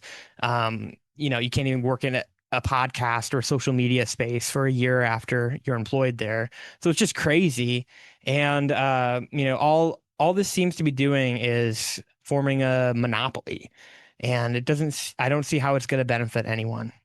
Okay, so let's work through this, right? I know DeJuan McCoy very on the peripheral. I had a meeting with him about a year ago. I found him fascinating. He's very eccentric, and I like rich eccentric people. I need more of them in my life. My point with it is when I got fired from WIBC, our audience was outraged, but I didn't see the RTV6 or the Fox 59 or the THRs or anyone crying a river of tears going, well, this guy's been #1 for 5 years. Look at his ratings. Look at the impact. Look at the societal impact. Everyone should go protest for Rob Kendall. Well, if it makes you feel any better, I was crying and I was protesting. So I didn't expect them to. Why is there such an outrage over this? It just seems like look, our industry's in big trouble, right? We talk about this in the radio side, on the TV side. You guys at the Star, you guys have had to manage funding issues. Everybody has in these businesses. Like, this is just the name of the game now, right? And I found the massive backlash interesting, where it's like, yeah, if you're going to work in terrestrial media now, you should probably be ready for this. It's almost like nobody saw it coming. Right. Well, I think the point that made it really egregious was the fact that they had to go through the federal government, and the federal government had to approve this deal because of the rules that are on the books that would have prevented it. And, that's happening in a lot of places. EW Scripps sold WRTV so they could buy a bunch of stations they had to get rid of in the past to comply with that rule. And so it just seems slimy. And nobody likes monopolies. And so I think that's one of the main reasons why it seems so egregious. And the fact that it was the day of the deal, if he would have waited, if Circle City Broadcasting would have waited weeks or months or something to, fire all these people, then it would have been a totally different story. It was the mass layoffs of almost the entire staff that was extreme to people. Okay, so my other side of this is clearly EW Scripps wanted to sell the television station, which is why it got sold. Nobody forced him to do that. If you're going to have it sold, it's not like some large corporation was going to buy it and keep everyone employed. Now, maybe they wouldn't have gotten rid of people the way McCoy did, but at least with a local guy who lives here, don't you have a puncher's chance now to get more local programming because he's going to hear it from people versus some CEO in New York City who doesn't care at all? Well, to get more local programming that's substantial, you need to have people finding new information out. They need to be doing the work of a journalist, having these long-standing connections to sources in the community. And if you fire your whole newsroom, it's going to be a lot harder to do that. So he very well could have more local newscasting, just repeating things that other news outlets have said. But as far as original content and things that are actually going to be helpful and beneficial to the community, I think there's a fat chance that there's going to be any more of that. Jacob Stewart from the Indy Star is our guest. Couple minutes left with him. We're talking about the WRTV6 layoffs. I just kind of felt like when I got let go at IBC, it was like, okay, I've been telling myself this for years that corporations can't make terrestrial media work. We've seen it, and it's not just the one that I work for. I'm saying as a collective, I've said it on air for years. And so it was like, okay, cool, I'm going to go make this thing work on my own. It's worked really well. I just think we're sort of short-sighted on the whole thing of like, hey, you guys are doing a fabulous podcast. You and Briggs are now at the Star, which I was on the other day. I think I'm having gangbuster numbers for you guys, by the way. I think you'll get some sort of award for that. But my point is, like, this is the future. Terrestrial media is in colossal trouble because corporations weren't ever supposed to own radio stations or TV stations or newspapers.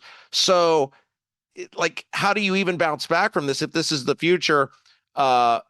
I feel like I've weathered it pretty well. Doesn't mean a month from now I won't be in a soup kitchen line, but like the future is the digital arena, right? To a large degree. And there's a caveat to that is what these large corporations and these institutional, stations with these decades long legacies do is they provide credibility, and they provide institutional backing that like you said, if your podcast didn't do as well in a couple months, that could be bad. But if you have an institution backing you, there are times where things aren't going to be good. There are times where things are going to be really good, and it can sort of balance out because there's resources that can be shared there. And also to your point, I do think that companies like Circle City Broadcasting, stations like WRTV, they do need to innovate. And I think we've seen a lot of that with, print media, especially having to get on multiple platforms, get on podcasting, get on all of these new advancing technologies. And I don't think to do that, I think it's the exact wrong strategic move to lay off the human capital that you have. Because that's one thing that regardless of how technology advances, you need human beings that are connecting with viewers, that are connecting with the sources and showing people why the news matters. And if you lay them off, then you lose that human capital that can innovate and, get on these podcasts and get on these other forms of media and advance the mission of your news outlet. Am I being heartless about this? And maybe I take a different perspective because I've owned a radio station. I've owned a streaming company. I've owned businesses. I've had to let people go. Am I being heartless about this? Because I looked at it like with IBC, okay, here's the ratings we produce. You know what they are. Here's the revenue we brought in for it. You guys don't want that anymore. You don't want me to be a part of it. It's your company. Okay, great.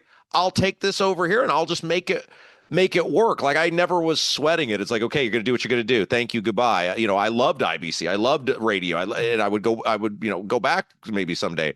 But like, I never worried about it. It's like, okay, boom, next thing, we'll make this work. And we do. I feel like there's almost like a sense of entitlement to jobs out of these people. And maybe it's just because I've been an owner before. I didn't have that. Am I just a heartless, horrible human? Well, I think that the thing that made it egregious to a lot of people is this is a local owner that has said in other places he puts purpose before profits and things like that. And when you have that and juxtapose those statements with laying off most of the staff, and there's a major human cost to that. Like these people, we're in a terrible economy right now. The job market sucks.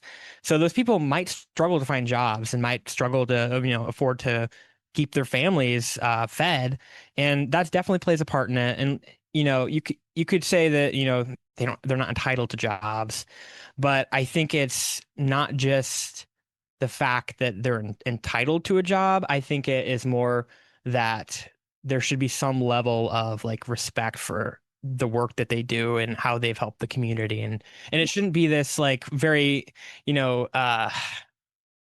profit-centered approach to things. I don't think, especially when you're trying to gain the trust of the community and you're in such a precarious position as owning a broadcast company. And as you can see, it led to lots of terrible PR. So I don't know if it was the best move. Well, he likes money, right? And that's my point. Like, I'm sympathetic to anybody who loses a job, but it's like, and again, it comes from maybe an owner's side, but it's like, I didn't feel IBC or Urban One owed me anything. Like, you're out of here. Goodbye. Here's what you get. Thank you. Have a good life. Okay. See ya. And I'm going to go do this over here. I just think we're in sort of like this. Look, I would love for it to still be 1990 and have the great local TV stations and the great local radio stations. And there were 2 newspapers. You're a very young man, Mr. Stewart. There used to be 2 Indianapolis newspapers. I would love for all of that. The reality is the corporations, large corporations, far bigger than Circle City Broadcasting, have just made that where it's just gobble up, it's eat, it's seek, kill, destroy.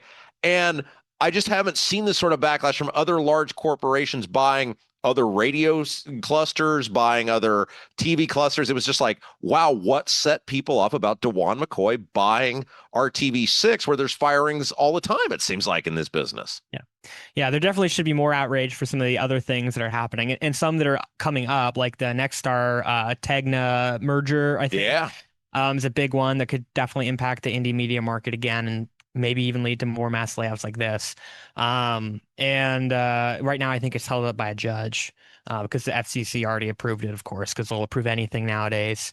So, I mean, yeah, to your point, like, this was a particularly egregious situation that got people's heartstrings, I guess, just because of the different factors at play with the local ownership and some of the foregone promise. Here's an idea, Stuart. Hear me out on this. Yeah. You and me, we anchor the news. What do you think? You and me, we'll have a show together. We'll just yell at each other, and then we'll do some news stories. I think that could get a lot of ratings.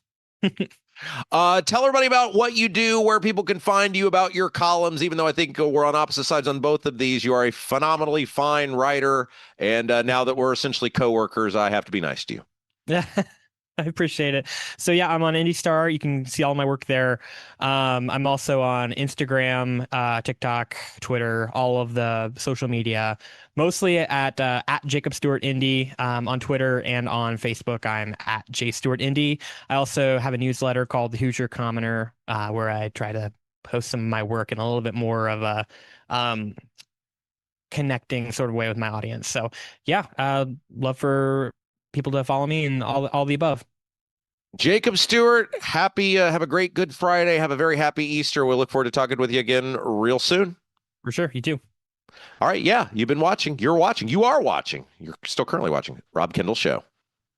Your bathroom fan could be secretly costing you thousands of dollars in damages. Most people don't even know this until the damage is done. With over 18 years of bathroom remodeling experience, here are 3 signs your fan is failing you without spending a dime on inspections. Sign number 1 is if you have foggy mirrors after you shower. This shows that your fan isn't pulling out enough moisture, which creates the perfect environment for mold. If you have a properly functioning bathroom fan that is the right size for your space, you shouldn't see much fogginess on your bathroom mirror at all. Sign number 2 is if you have bubbling, cracking, or peeling paint in your bathroom. This means moisture is soaking into your walls, slowly breaking down drywall, and even causing the wood framing behind it to rot. Sign number 3 is if you have mold buildup on your fan, ceilings, or walls. This is terrible for your health, but also could wreck your bathroom, costing you a fortune. If you're noticing any of these signs, here's what you can do. Call Vent Savvy today at 317-300-4434. That's 317-300-4434, and mention Rob for a free attic inspection. Buying a home or thinking about refinancing? Work with someone local who understands the central Indiana market. Gary Tedrow with Verity Mortgage helps homebuyers and homeowners explore options for purchasing, refinancing, or even consolidating higher interest debt through their mortgage. Gary's approach is simple, clear advice, and personalized guidance, so you can make confident decisions. Visit loansbygary.homes to learn more or get started today. You've got nothing to lose but dollars on your mortgage payment. So call for a free, no-obligation quote, 317-695-5179. Gary Tedrow, NMLS number 179207 with Verity Mortgage, NMLS number 70345, an equal housing opportunity lender.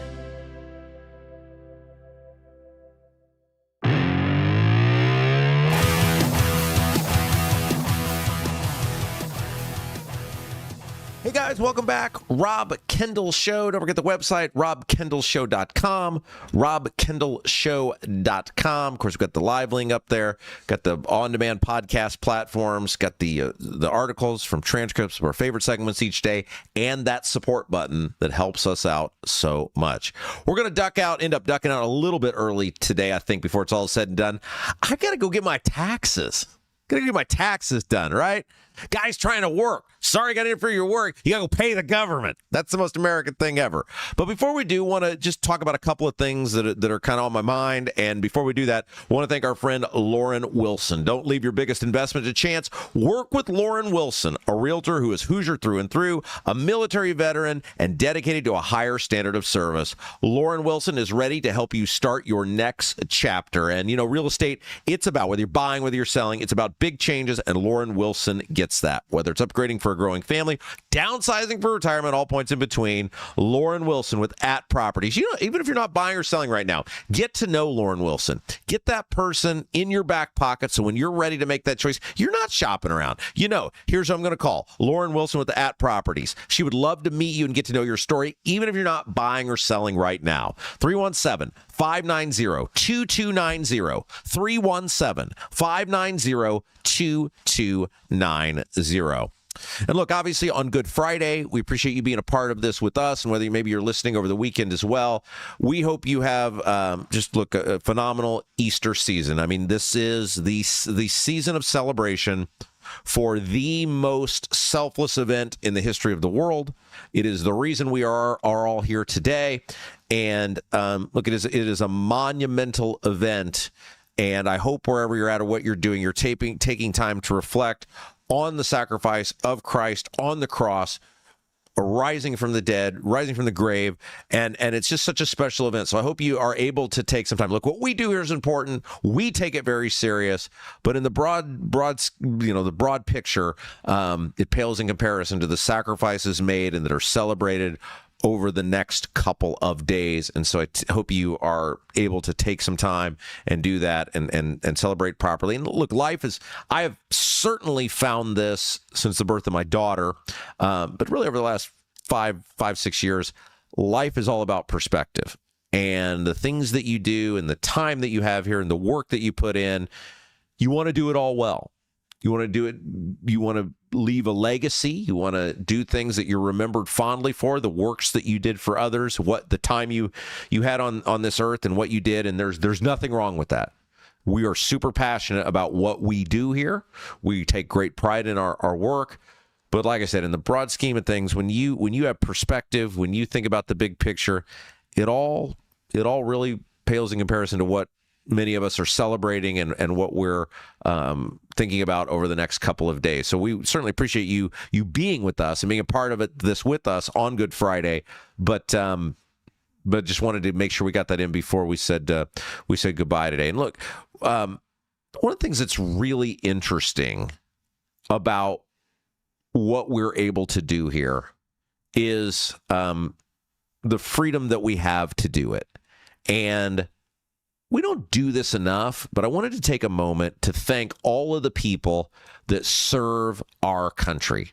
And service oftentimes, it gets kind of pigeonholed to like the military, right? And obviously, I'm talking about the military to some extent. I'm talking about the people, the great men and women who serve our country. But this is really a thing for all of you who serve our country in a variety of ways. Look, we would have a lawless society without our great police officers. And so if that's you, thank you. We have the freedom of speech. We have the freedom to do what we want. We have the freedom to do this show because of the people who have fought and made the ultimate sacrifice. So thank you to those people as well. I just, we get so into the topics, into the weeds. And look, what an hour we had of important media. We talked with Dr. Jim Dalton about autism and how we help people with autism and how we better diagnose autism and how we create a society that cares for those people better and helps them be productive members of society. We talked with Dr. Jim Dalton about how we root out the fraud and abuse in the system that's taking money from people that could go to people who have these very serious ailments, autism and otherwise. That's a super important conversation. We talked with Jacob Stewart, opinion editor over at the Indy Star, deputy opinion editor. And, we talked about a couple of very important things. And we're able to do that. We're able to have these conversations because we have freedoms in this country and we live in a, most of the time, lawful society. And so it's because of those people that sacrifice for us. So to all of our first responders, the police officers, the firemen, the members of the military, thank you guys for allowing us to do that. We have that because of you. So if your family member is a member of the military or police officer, fireman, thank you guys for all that you do. And look, we're critical of the government, and we should be. But there's a lot of really great people that serve our nation in a variety of ways. And oftentimes when we're critical of the government, it's the policies and it's the decision makers, not the rank and file people who are there doing their jobs, trying to do a good job, taking pride in their work. And we just simply we thank you for that. We thank you for those of you who try to create a better society for all of us. Before we get out of here today, also got to thank our friends at Bramwell Mackay. Leaky chimney, water in the basement, cracks around the exterior of your home. Bramwell Mackay Property Services and Consultants is your authority for chimney repair, tuck pointing, foundation repair, crawl space to basement conversions, basement waterproofing, and more. Bramwell Mackay doesn't offer quick patches. Their team of 40-year master masons and industry experts address the root cause and provide solutions that last lifetimes. Your home is one of your biggest investments. Treat it that way. Bramwell Mackay, BRAMWELLMCKAY.com, your masonry, foundation, and chimney specialist. And I love what's going on here. You're like, you got to quit your show early to go pay your taxes? Yes, and it is proof of exactly what we are telling you about what we do here. And I was thinking about this earlier. I was like, this time we'll wrap up the show today. Jason and I have told you from the beginning, we are just two individuals who feel very passionate about good government. We feel very passionate about holding our politicians accountable, and that's why we're here doing this. And we don't make any bones about what we're doing. It's part of why we're kind of popular and people like us. People are cheering for us. We're like the little engine that could. And we don't pretend to be a big operation. We don't BS you about what's going on here. We feel the conversations that we have here are so important that we had to make them happen. But we literally are the home team. We are the little engine that could. Hey, I'm not going to lie to you, man. We're a two-man operation. Dude's got to go pay his taxes. Dude's got to go see his accountant. Here's when the accountant could see me. And I was like, when I made the appointment, they're like, well, you can see on such and such a day. And then 2 weeks later. And I'm like, well, that's like 2 days before tax day. That's right. But what if I have questions? Well, here's when he can see you. But that's when my show is. Well, sir, you have to make a choice. Sorry. The accountant can't work around your podcast, sir. So I said, okay, all right, I'll go then.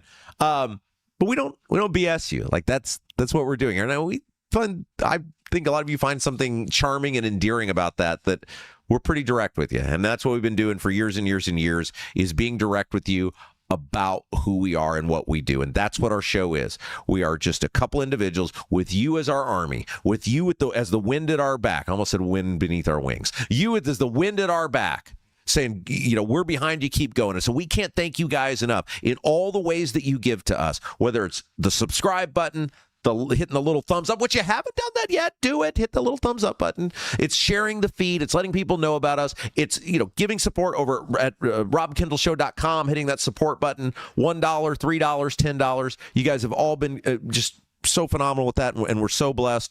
And our advertisers, whether it is, I'm going to try to do this off the top of my head. If I forget someone, I'm sorry.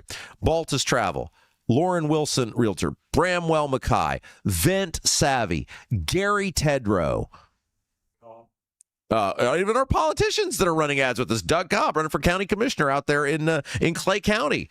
All of these people have put resources. We got other politicians that are coming on starting next week. We got a beef guy that's supposed to be starting next week. I feel like I might have missed somebody. If I did, I'm sorry. I think I got them all. But anyway, as this thing has grown, as this thing has expanded, all of you, whether it's our advertisers who support us, whether it's you, the people who watch us each day, whether it's you, the people. Oh, Black Sheep Plumbing, the sponsor. We just did the YouTube comments the last hour. Yes, Black Sheep Plumbing. I know John McKinney was sitting there like, it's Black Sheep Plumbing. That's my company. Yes, Black Sheep Plumbing, who does our fabulous YouTube comments each day. We're all in a family together, and everybody has their role to play, and it's all in the end about better government, about holding the politicians accountable, about us building this airplane from the ground up. And man, I'm just so excited about where this thing can go, where it is going, and where it's going to be. So thank you from the bottom of my heart. And for Jason, thank you for letting us be a part of your life every day and being with us and just being a part of the family. We can't thank you guys enough. So I hope you have a very safe and happy next couple of days. Enjoy the celebration of the greatest sacrifice in human history. Christ going to the cross, rising from the dead, and celebrate that and spend time with your family. And then next week, it's Masters Week. It's time. It's a tradition like none other. The Masters next week. All right. You guys have a phenomenal weekend. Love you guys. For producer Jason, I'm Rob Kendall. You've been watching Rob Kendall Show.